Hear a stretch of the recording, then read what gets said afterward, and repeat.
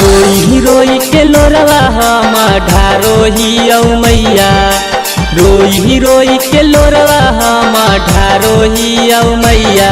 बेलन माले के पहुनवा रोजो मारा होगे मैया, बेलन माले के पहुनवा रोजे मारो होगे मैया।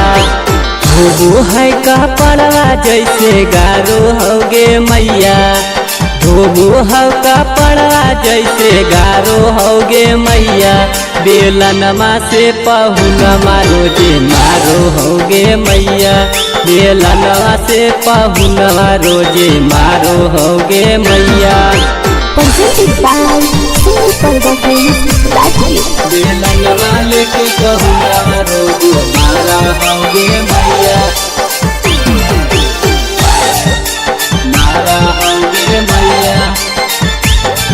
बेलनमा लेके पहुनमा रोजे मारा होगे मैया।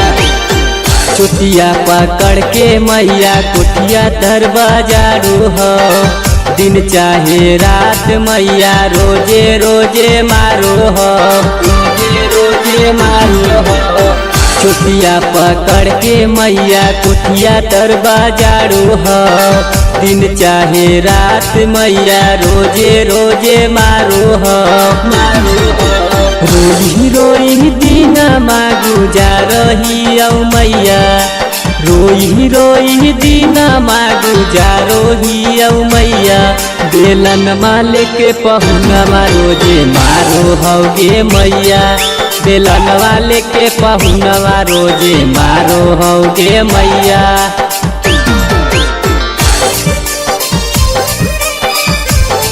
बेलन वाले के पहुनवा रोजे मारा होगे मैया,